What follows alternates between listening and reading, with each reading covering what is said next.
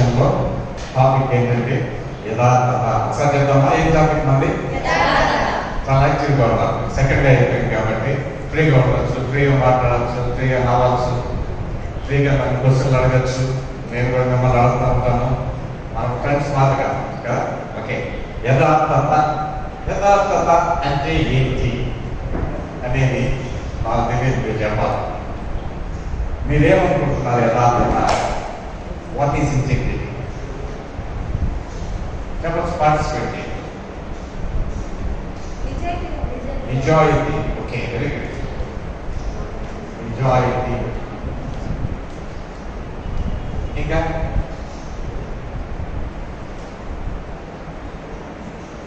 ఆలోచన చేయండి, గమనే ఉండాలి.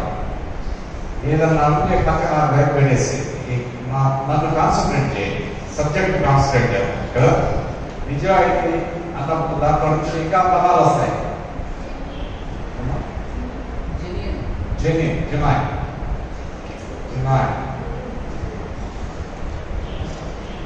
ఓకే. ఇంకా అంతేనా?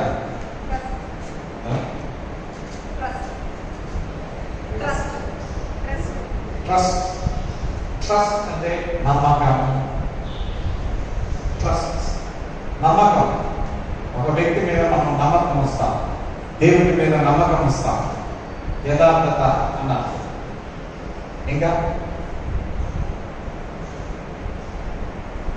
ఇంకా చాలా ఉన్నాయన్నమాట యథార్థత గురించిన పదాలు. సేమ్ అదే పదాలు. సరే, యథార్థత కానిటువంటిదేమి? యథార్థంగా లేడు అంటే దాన్ని ఏమంటాం మనము? కొన్నిసార్లు మనం యథార్థంగా ఉన్నాము.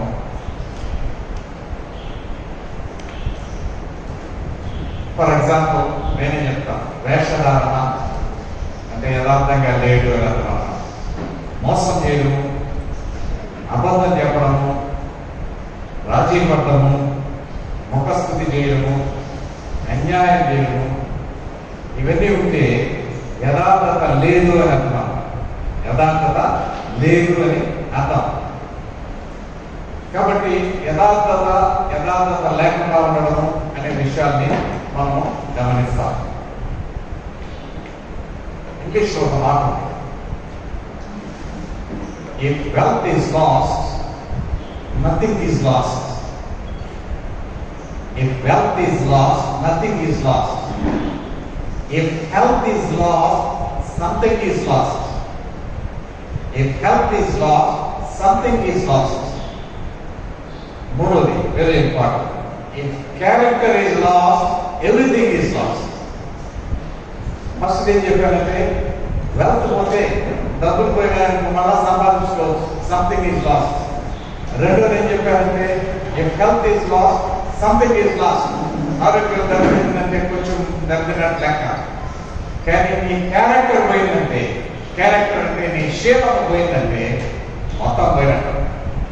అంటే నువ్వు యథార్థంగా లేవు అంటావు. యథార్థంగా ఉండే వ్యక్తి అంటే ట్రాన్స్పరెంట్గా ఉంటాడు, ట్రాన్స్పరెంట్గా కనబడతాడు. Honesty, consistency, completeness. డిక్షనరీలో చూస్తే హోల్నెస్ అని ఉంటారు, సంపూర్ణత అని ఉంటారు. బైబిల్లో ఒక మాట నేను చెప్తాను. సామెతలు 27లో ఒక మాట ఏంటంటే, యథార్థవర్తనుడు నీతివంతుని పిల్లలు వాని తదనంతరము ధన్యులగుదురు. యథార్థంగా ఉంటే మన పిల్లలు కూడా ఎట్లుంటారంటే వర్ధిల్లుతారు, ధన్యులుగా ఉంటారు. ఓకే, నేను కొంచెం స్పీడ్గా పోతున్నాను.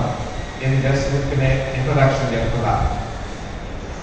ఏ విషయాల్లో మనము యథార్థంగా ఉండాలా అనేది కూడా నేర్చుకోవాలి. ఏ విషయంలో యథార్థంగా ఉండాలా? ఒకటి, డబ్బుల విషయంలో యథార్థంగా ఉండాలి. మనీ, డబ్బులు ఇచ్చారనుకో అమ్మ నాయన మీకు, ఆ డబ్బుల్ని చక్కగా ఏదైనా పని చెప్పినప్పుడు దాన్ని చక్కగా వినియోగించుకోవాలి, దాన్ని పర్ఫెక్ట్గా ఉండాలి. రెండోది టైమింగ్, 10% కదా, 10వ భాగం ఎక్కడ ఇవ్వాలా? దేవునికి ఇవ్వాలి. అది మనం ఇవ్వకపోతే యథార్థత లేనట్టు. ఇంకా ఫుడ్ హ్యాబిట్స్ లో కూడా మన బెంజమిన్ ఫ్రాంక్లిన్ అనే ఆయన ఒక మాట చెప్పాడు, 3 good meals A day is a bad living. 3 పూట్ల దుమ్ములుగా తిన్నాం అనుకో, అది మంచిది కాదు అని అర్థం. ఆరోగ్యం దెబ్బతీస్తుంది. బెంజమిన్ ఫ్రాంక్లిన్ యొక్క స్టేట్మెంట్ అన్నమాట. ఇట్లా మనం చూస్తే మన యొక్క రిలేషన్షిప్స్ లో, మన యొక్క మినిస్ట్రీలో, మన యొక్క టైం మేనేజ్మెంట్ లో మనం యథార్థంగా ఉండాలి. ఎన్ని గంటలకు ప్రారంభిస్తామని చెప్పారు మనము? ఎన్ని గంటలకి? 9:30. మనం ఎన్ని గంటలకు వచ్చినాము? మనం చెప్పుకోవచ్చు ఎన్ని గంటలకు వచ్చినాం అనేది మనం చెప్పుకోవచ్చు. అంటే మనం యథార్థంగా లేదని అర్థం అన్నమాట. మనం యథార్థంగా లేదు అని అర్థం.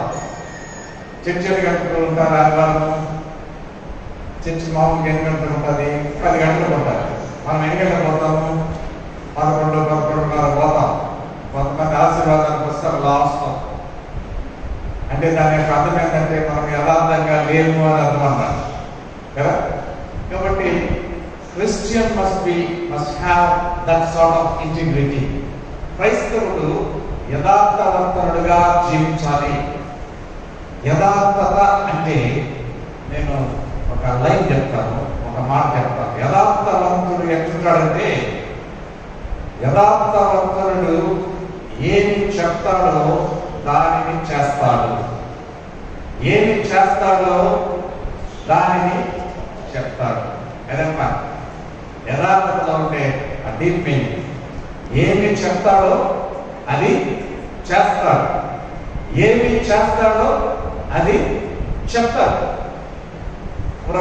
ఫర్ ఎగ్జాంపుల్, యేసు ప్రభు ఒక మాట చెప్పాడు, మీ శత్రువుల్ని ప్రేమించుడి అన్నాడు. ఆయన చెప్పిన మాట చేసి చూపించాడా లేదా? ఎక్కడ చూపించాడు? సులువు మీద చూపించాడు, ప్రాక్టికల్గా చూపించాడు అన్నమాట. ఏదైతే చెప్తామో దాన్ని చేసి చూపించాలి. అది యథార్థత అంటే. ఏదైతే చేస్తామో దానిని చెప్పడం అనేది యథార్థత. ఏమి చేయకుండా మనం రకరకాలుగా చెప్తాం. That is not integrity. మనిషి 3 ఏరియాస్లో పడిపోతూ ఉంటారు. మానవుడు 3 ఏరియాస్.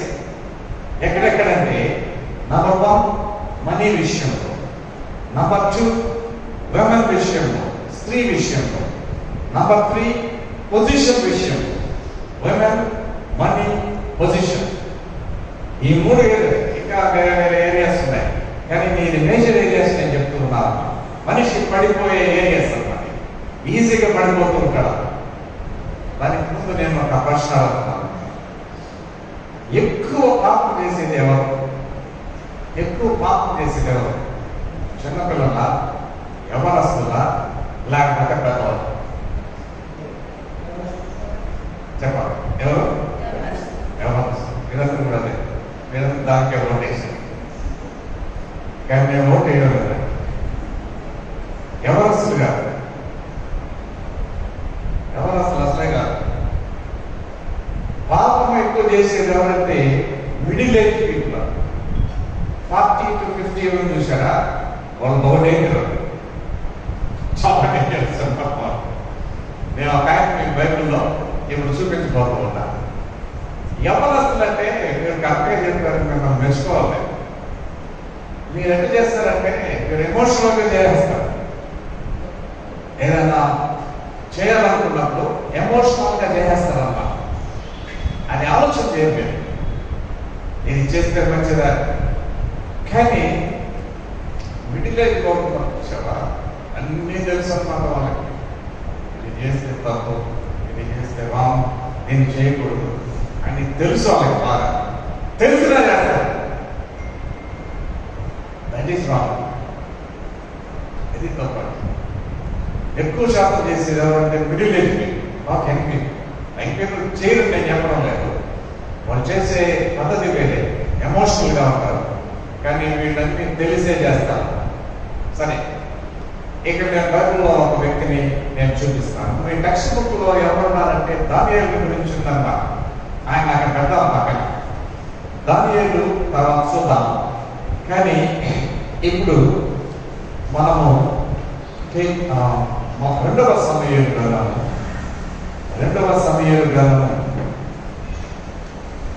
11వ అధ్యాయాన్ని తీసుకెళ్తాం. ఇది చాలా ఇంట్రెస్టింగ్ గా ఉంటుంది, చాలా వెరీ ఇంపార్టెంట్ టాపిక్. ఇక్కడ ఎవరున్నారు అనేది మనం చూడచ్చు. ఎవరున్నారు? Very good. దావీదు ఏం చేశాడు? పాపం చేశాడు. దావీదు ఏం చేశాడు? పాపం చేశాడు. అందుకు బాగా వెళ్తా ఉన్నాను. సరేనా? కొంచెం ఒక 10 నిమిషాలు కాన్సన్ట్రేట్ చేయాలి నా మీద. నేను చెప్పిన తర్వాత ఒక ఇంపార్టెంట్ క్వశ్చన్ అడుగుతాను. ఇంపార్టెంట్ అందరిని అడుగుతాను 90 మార్కులు.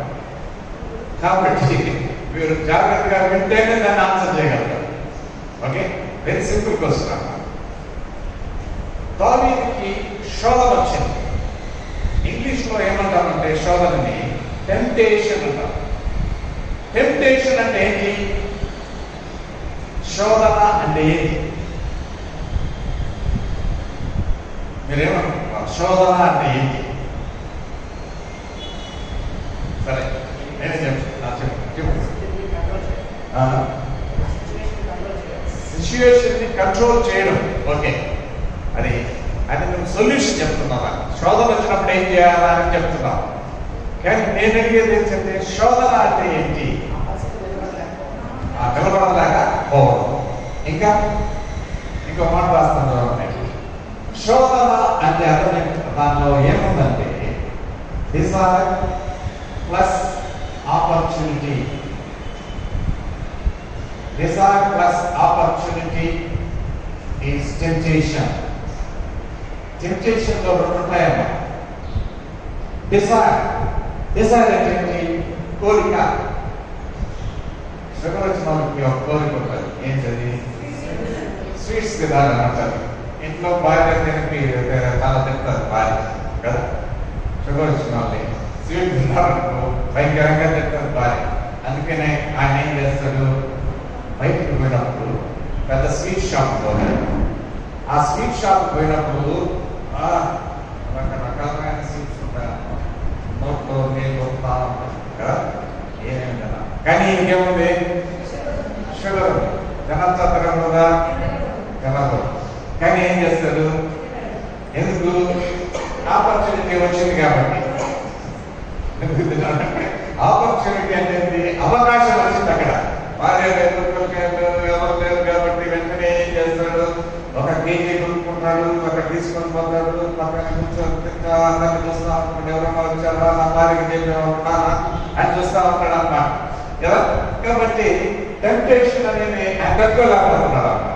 టెంప్టేషన్ మీన్స్ డిజైర్ అనేది కోరిక. రెండోది వచ్చి ఆపర్చునిటీ. ఈ రెండు కలుగుతాయి అన్నమాట టెంప్టేషన్. ఇంకా మీరు ఎగ్జాంపుల్స్ మీరు కూడా టెంప్టేషన్ వస్తారు. మీకు కూడా రకరకాలైన టెంప్టేషన్స్ వస్తాయి. మనిషి ఎప్పుడు తప్పు చేస్తాడు చెప్పండి? మనిషి ఎప్పుడు తప్పు చేస్తాడు చెప్పాలి? Very good. ఎవరు లేనప్పుడు దాన్ని ఏమంటామంటే లోన్లీ. ఒంటరిగా ఉన్నప్పుడు ఇంకొంచెం పదం నేను మంచి పదం పెడుతున్నాను. ఒంటరిగా ఉన్నప్పుడు ఏం చేస్తాడంటే మనిషి తప్పు చేస్తాడు కదా. ఇక్కడ కూడా నేను ఒక ఒంటరిగా ఉన్న వ్యక్తిని నేను చెప్పబోతూ ఉన్నాను అన్నమాట. దావీదు ఆయన గురించి సమాచారం. బిల్లీ గ్రాహం మంచి డెఫినేషన్ ఇచ్చాడు దీనికి. యథార్థతే. ఆయన ఏమన్నాడంటే hour inside plus out side must be same. Our words plus deeds must be same. Our walk and talk must be same. ఇది ఎవరు చెప్పారంటే బిల్లీ గ్రాహం చెప్పాడన్న. చాలా మంచి కొటేషన్, చాలా పెద్ద కొటేషన్. నేను చాలా కన్సైజ్ చేసి చెప్తున్నాను అన్న. Hour inside and out side must be same. హృదయం లోపల, హృదయం బయట. బ్యూటిఫుల్ గా కనబడచ్చు మనిషి, లోపల ఏమన్నారో తెలియదు. మీరు చూడండి, చాలా మంచి షర్ట్ అందంగా ఉన్నారు కదా, ఉన్నారా లేదా? లోపల ఏమన్నారు మీకు ఎవరికన్నా తెలుసా? నా లోపల ఏమన్నారు అనేది మీకు ఎవరికి తెలియదు తెలుసా? What is important is inside the heart. Heart లోపల ఉండేది ఇంపార్టెంట్, బయట కనబడేదంతా వేరే. అందుకే నేను బిల్లింగ్ గ్రామ్ ఏం చెప్పాడంటే inside plus out side is ఒకే రకంగా ఉండాలి. బయట ఉండాలి, లోపల కూడా అట్టే ఉండాలి. వర్డ్స్ అండ్ డీడ్స్, నువ్వు మాట్లాడే మాటలు, డీడ్స్ అంటే యాక్షన్స్ సేమ్ గా ఉండాలి. వాక్ అండ్ టాక్, నువ్వు నడిచే నడక, టాక్ ఎట్టడాలంటే సేమ్ గా ఉండాలి. That is the definition of billing gram. Billing gram అంటే గొప్పది కదా, ఆయన ఇచ్చిన డెఫినేషన్ ఆఫ్ మన ఇంటిగ్రిటీ. పెద్ద కొటేషన్ ఉంది, దాన్ని నేను కొంచెం క్లుప్తంగా రాశాను. ఓకే, నేను ఎప్పుడు స్టాప్ చేయాలి? 11:30. ఓకే, నాకు టైం చెప్పండి, నేను స్టాప్ చేస్తాను. స్టాప్ చేయలేదు అనుకోండి ఎక్కువగా నన్ను ఏమంటారంటే యథార్థత లేనోడు అంటారు. ఆ మాట ఎందుకు అనిపించుకోవాలని లేదు. నేను అందుకే కరెక్ట్గా మీరు దాన్ని చూపించారంటే మీరు కూడా చూపి 11:30 నేను కరెక్ట్గా స్టాప్ చేస్తాను. ఓకే, నా సబ్జెక్ట్ లేకపోయినా కానీ యథార్థంగా ఉండాలన్నమాట టైంలో. ఓకే, సరే, ఇప్పుడు చాలా క్విక్గా నేను పోతున్నాను. మీరు ఏం పేజ్ తెరవాలంటే 2వ సమూయేలు 11వ అధ్యాయము 11వ వచనం. ఇక్కడ ఎవరు కనపడుతున్నారంటే 11వ అధ్యాయం ఏంటి? ఇక్కడ ఎవరు కనపడుతున్నారంటే దావీదు. దావీదు ఏం చేశాడు చెప్పాలి, మీరు పార్టిసిపేట్ చేయాలి. దావీదు ఏం చేశాడమ్మా? పాపం చేశాడు. ఎవరితో? బెత్షెబాతో. Okay, very good. ఇది క్యాప్షన్ అన్నమాట. దావీదు పాపం చేశాను. ఎవరితో? బెత్షెబాతో. ఏ విధంగా పాపం చేశాడు? పాపం చేసేదానికి ఆయనకి కలిగిన పరిస్థితులు ఏంటి? ఏ విధంగా ఆయనకి ఆపర్చునిటీ వచ్చింది? ఎందుకు చేయాల్సి వచ్చింది? మనకు చేయాలని ఆ కోరిక ఉండదు, కానీ కొన్ని పరిస్థితులు ఆ విధంగా వస్తాయన్నమాట. వచ్చినప్పుడు మనిషి ఏం చేస్తాడంటే తట్టుకోలేకుండా చేస్తూ ఉంటాడు. నేను ప్రాక్టికల్గా చెప్తున్నాను, డూప్లికేట్గా చెప్పడం. ఓకే, ఇక్కడ కూడా దావీదు ఏం చేశాడంటే తప్పు చేశాడు. ఈ తప్పు ఎట్టుందంటే అక్కడ 7 మెట్లు ఉండాలి, 7 స్టెప్స్. దావీదు పాపము చేశాను 7 మెట్లు చెప్తున్నాను. దావీదు చేసిన పాపము 7 మెట్లు చెప్తున్నాను అంటే దాని అర్థం ఏంటంటే అందరూ 7 మెట్లు తీసుకుంటారు, 7 మెట్లు ద్వారా చేస్తారని అర్థం కాదు. దావీదు చేసింది నేను చెప్తున్నాను. ఒకవేళ మీరు పాపం చేసినప్పుడు అది వేరే విధంగా చేస్తారేమో, కానీ స్టెప్స్ అని వేరే ఉంటాయి. కానీ దావీదు పాపం చేసినప్పుడు అక్కడ 7 మెట్లు ఉన్నాయి. వరుసగా చదవాలా, మనము వరుసగా చదివిన తర్వాత నేను బోర్డు మీద రాస్తాను. రాసిన తర్వాత మీరు ఒక క్వశ్చన్ కి ఆన్సర్ చెప్పాలి.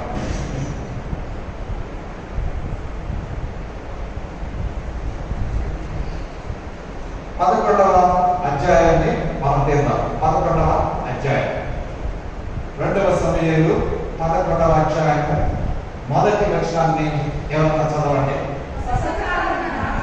ఓకే,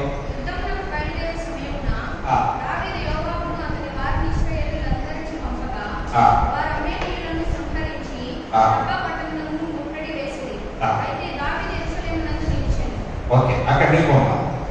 మీరు బాగా అర్థం చేసుకోవాలి. ఇప్పుడు నేను ఎవరి సబ్జెక్ట్ చెప్తున్నాను? దావీదులో ఏ సబ్జెక్ట్ చెప్తున్నాను? దావీదు ఏం చేశాడు?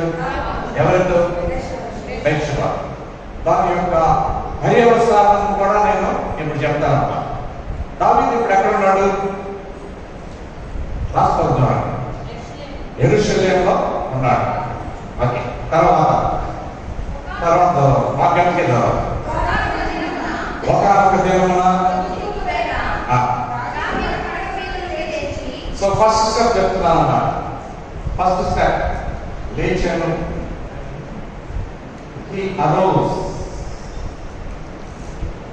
లేచాను.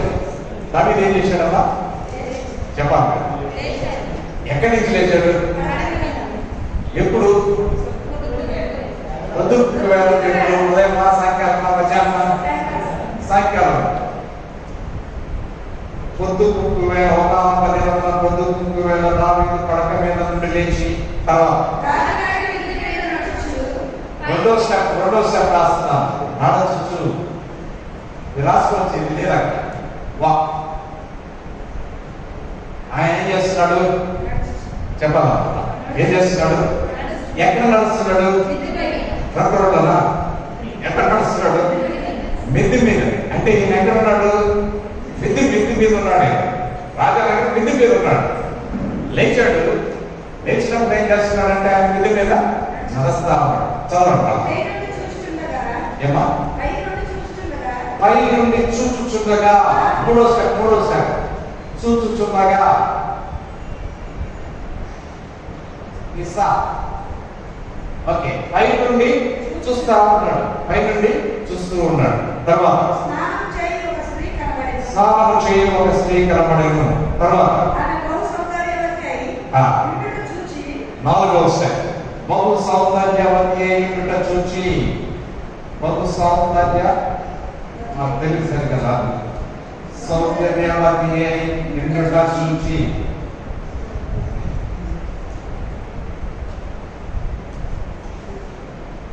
చదువు.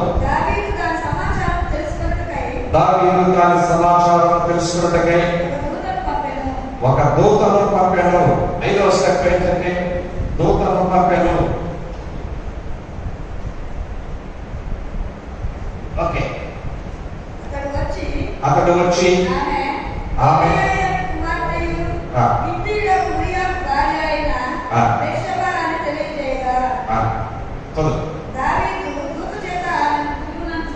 ఆరవ స్టెప్ పిలువనంపెను.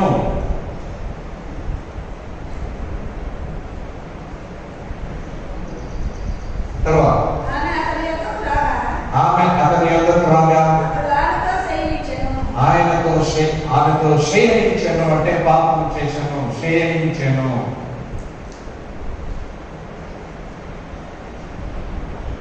సింగ్. నంబర్ 1 ఏంటి? ఫస్ట్ ఏంటి? లేచి. నిద్రపోయి వాళ్ళు ఏం చేస్తారు? నేను చాలా దగ్గర చేశాను, కాన్ఫరెన్స్ చాలా దగ్గర చేశాను. ఇదే చాలా రాశాను. చాలా మంది చాలా రకరకాల జవాబులు చెప్పారు. లీడర్ కూడా తప్పండి, లేచాడు కూడా తప్పండి. ఆయన నిద్ర లేచాడు, ఓకే. నిద్రపోయినాడు, నిద్ర లేకుండా ఏం చేస్తాడు? ఓకే. సో దీనికి ఎవరు చెప్పలేదు కాబట్టి ఒకటి. రెండోది ఏంటి? నచ్చడం అనేది తప్ప. నచ్చడం తప్ప, అది కూడా తప్ప. నాకు కూడా తప్ప. లేచి అంటే కూర్చోవాలి, లేచి అంటే కూర్చోతారు ఎవరన్నా. లేచినప్పుడు మనం నడుస్తాం. ఇది ఓకే. మూడోది ఏం చేశాడు? ఏం చూశాడు? ఎవరు చూశాడు? చెప్పండమ్మా. ఎవరిని చూశాడు? స్నానం చేస్తున్నా. తప్ప రైట్? చెప్ప తప్ప రైట్? ఎక్కడ తప్పు? ఇక్కడ ఆన్సర్ చేస్తాం. స్నానం చేస్తున్నది అసలు కింద నుంచి పైకి పోయిన వ్యక్తి ఏం చేస్తారు? మామూలుగా మిమ్మల్ని అందరినీ పైకి తీసుకుంటారు. పైకి మీరందరూ ఏం చేస్తారు? ఆకాశం పైకి చూస్తారా, లేకపోతే కిందకు చూస్తారా? చెప్పడమ్మా. కింద మాత్రం చూస్తారా? నన్ను కూడా ఒక ఆయన హైదరాబాద్లో తీసుకుపోతే ఒక వాళ్ళకి తీసుకున్నాడు. అది 4th ఫ్లోర్ 15th ఫ్లోర్. నేను చదువుకోండి సార్ అన్నాడు. నేను పోతే నేను ఫస్ట్ చేసింది కింద చూసాను అనమాట. పాత్రని పోతా ఉంటాయి. మనిషి మెంటాలిటీ ఏంటంటే పైకి పోయినప్పుడు ఏం చేస్తారంటే కిందకి చూస్తారు. ఓకే, చూచాను అన్నారు. ఆయన చూశాడు, చూడడంలో తప్పులేదు. అంటే ఆయన ఒక ఇంటెన్షన్తో చూడాలి అక్కడ. అది పాయింట్ మనం గమనించాలి. ఒక ఇంటెన్షన్తో ఆయన ఏమాత్రం కూడా చూడాలి. క్యాజువల్గా చూశాడు అన్నమాట. క్యాజువల్గా చూశాడు. మనం కూడా ఎవరైనా ఎప్పుడైనా పోతున్నప్పుడు కొంతమందికి సరిగ్గా ఉంటారు, మనం టక్కని చూస్తాము, వెళ్ళిపోతా ఉంటాం. కానీ ప్రాబ్లం ఎక్కడంటే 4వ అన్నమాట. ఇదేంటిది? 4వ స్టెప్ చూడండి. బహు సౌందర్యవతి అయ్యుట. ఇక్కడ అన్నమాట ఎంటర్ అయ్యాడు సైతాను. టెంప్టేషన్ ఎక్కడ వచ్చిందంటే 4వ స్టెప్ లో టెంప్టేషన్ వచ్చింది. ఫస్ట్ స్టెప్ లో రాలా. ఫస్ట్ స్టెప్ వచ్చే ఒక లీడింగ్ అన్నమాట. తప్పించుకోవచ్చు, చూసేసి తప్పించుకోవచ్చు. ఆయన రెండో లుక్ ఎట్లుందంటే బహు సౌందర్యవతి అయ్యుట చూచెను, బహు సౌందర్యవతి అయ్యుట చూచెను. అది చాలా డేంజర్ అనమాట. రెండు లుక్స్ ఉంటాయి. మనకు పోయేటప్పుడు చూస్తాం పురుషుడు కానీ స్త్రీ ఇద్దరికి సంబంధించింది నేను చెప్తున్నాను. పురుషులనే కాదు, స్త్రీలు కూడా వాళ్ళ సినిమాలు కాదు కదా, పురుషులు సినిమాలు కాదు. చూస్తారు, చూసేసి పక్కనే వచ్చేస్తారు. అలా ఇక్కడ వస్తారు. ఇది డేంజర్, ఈ లుక్ డేంజర్. అర్థమైందా? సెకండ్ లుక్ లో వచ్చేస్తుంది అన్నమాట ప్రాబ్లం. ఫస్ట్ లుక్ చూసేసి లేదు వెళ్ళిపోయినప్పుడు నో ప్రాబ్లం. కానీ మనం ఏం చేస్తాము, చాలా తెలియని మనుషులు చూస్తాం అనమాట. అమ్మాయి ఇక్కడ చూస్తాం, అబ్బాయిని చూసేసి వెళ్ళిపోం. చేస్తాం పట్టుకోలేదు వ్యవసాయం పెట్టుకుంది. ఈ అమ్మాయి అందంగా ఉందా లేదా, ఈ డ్రెస్ ఎక్కడుంది, సైతాడు పొడస్తాం కూడా లోపల నుంచి ఎట్టుంది ఈయన యొక్క వేషధారణ ఎక్కడుంది, అట్రాక్ట్ అయిపోతారు అన్నమాట. ఎప్పుడు సెకండ్ లుక్ అప్పుడు అన్నమాట. ఇది ఇచ్చి సెకండ్ లుక్ ఇది ఎవరిది, కరెక్ట్ ఉంటాడు అన్నమాట. సెకండ్ చూసాడు చూసేసి కరెక్ట్ మళ్ళా కరెక్ట్ ఉంటే ఏం ప్రాబ్లం లేదు. ఆయన ఏం చేశాడు, ఇక్కడ చూసేసిన తర్వాత అలా డైలీ ఇస్తాం అక్కడ ఎంటర్ అయిపోయినాడు. బహు సౌందర్యవతి అయ్యుట చూచెను. ఈ fourth step danger. Fourth step లో ఎంటర్ సార్. ఫోర్త్ స్టెప్ లో టెంప్టేషన్ వచ్చింది, ఆయన హెవీ టెంప్టేషన్.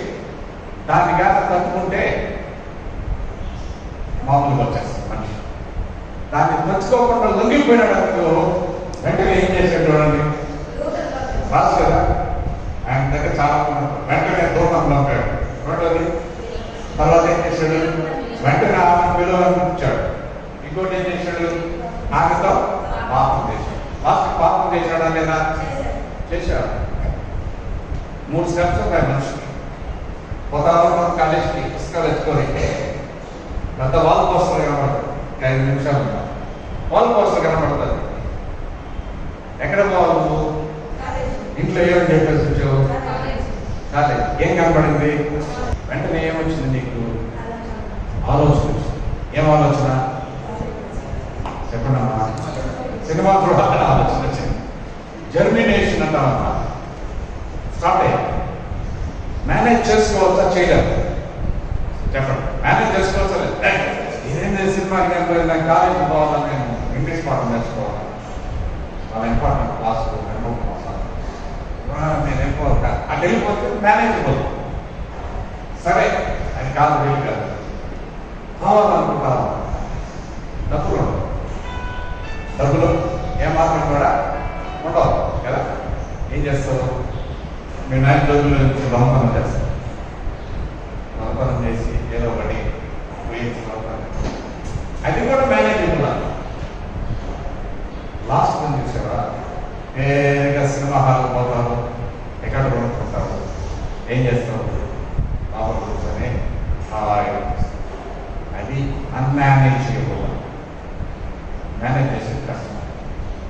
అందుకనే లాస్ట్ వరకు మనం ఏమాత్రం కూడా రాకూడదు. నీకు టెంప్టేషన్ వచ్చిందా, వెంటనే దాన్ని కట్ చేసుకోవాలి. ఎప్పుడు కట్ చేయాలో నేర్చుకోవాలి. దాన్ని కట్ చేయాలి, దాన్ని ప్రొలాంగ్ చేశాడు, పొడిగించాడు. పాపం చేసేదానికి ఎన్ని స్టెప్స్ చేశాడు అన్నమాట. మనిషికి పాపం చేసేదానికి ఎలా పెంచాలని చేయడు, చాలా ప్లానింగ్ ఉండాలి. ఎక్కడికి పోవాలా, ఎక్కడికి పోవాలా, ఎవరిని కలవాలా, ఏ స్పాట్, అక్కడ పోతే ఏమవుతుంది, ఎడవన్నా కనబడతారా, ఎంత మైండ్ పనిచేస్తుంది. చదువులో పనిచేయదు, ఏంటి బీచ్లో పనిచేస్తాయా, చాలా బాగా పనిచేస్తాయి, చాలా తెలివితేటలు వచ్చేస్తాయి కదా. నేను కరెక్ట్ చెప్తున్నానా లేదా, మనం తెలుసుకోవాలి సరేనా. ఉన్నదొకటి చెప్తున్నాం అనమాట. యథార్థత దీని గురించిన ఈ 7 స్టెప్స్ లో ఈయన ఈ విధంగా చేశాడు.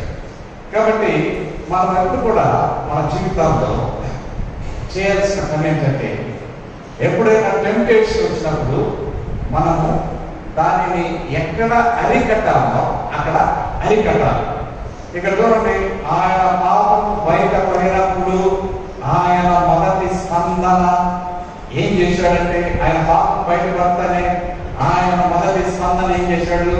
ఒకటే ఒక పాయింట్, వెరీ డేంజరస్, ఎప్పుడు చేయబాకండి, లైఫ్ లో గుర్తుపెట్టుకోండి. ఈరోజు హైయర్ లైఫ్ క్లాస్ లో మీరు నేర్చుకున్న ఒక సత్యం, ఎప్పుడు మీరు చేసిన పాపాన్ని గంప కిందేసి కప్పి పెట్టబాకండి. ఆమె కప్పాడు అన్నమాట. ఎవరు? దాన్ని కప్పినాడు, పాపాన్ని కప్పినాడు కాబట్టి ఆయనకి శిక్ష వచ్చింది. శిక్ష జరిగింది. పాపాన్ని కనుక మనం కప్పి పెట్టామా? పాపాన్ని కప్పి పెట్టకుండా ఏం చేయాలి సార్? మీకు వచ్చి చెప్పాలా? అడగచ్చు. చెప్పలేదు. ఎవరు చెప్పాలా? ఏసైకి చెప్పండి. మోకరించి ప్రభు ఈ పాపం చేసేసాను, బలహీనత వల్ల చేశాను, బలహీనత ఉంటుంది కదా, దానివల్ల చేశాను, నన్ను క్షమించు అని చెప్పి ఒక మాట అంటే ఆయన మనల్ని క్షమిస్తాడు. ఒకసారి ప్రార్థన చేద్దాం. ఒక 1 minute. ప్రభు, ఒకవేళ నేను తగ్గిపోయింది, నన్ను క్షమించు లేదా, యథార్థంగా జీవించేదానికి నాకు సహాయం దయచేయగా. ఒక్క నిమిషం మౌనంగా ప్రార్థన చేసుకోవాలి. యథార్థత కలిగిన జీవితంతో ముందుకు సాగుతాం. ప్రేమ కలిగిన తండ్రి, ప్రేమ కలిగిన దేవ, స్తోత్రాలు చెల్లిస్తున్నాం. ఉదయకాల సమయంలో మొదటి సెషన్లో యథార్థత ఏ విధంగా ఉండాలో మాకు నేర్పించారు. ఒకవేళ మేము దూరంగా ఉన్నట్లయితే మమ్మల్ని బలపరుస్తున్నాం. యథార్థవంతులుగా మేము జీవించడానికి సహాయం చేయించడం యేసు నామములో అడుగుతున్నాం తండ్రి. ఆమేన్.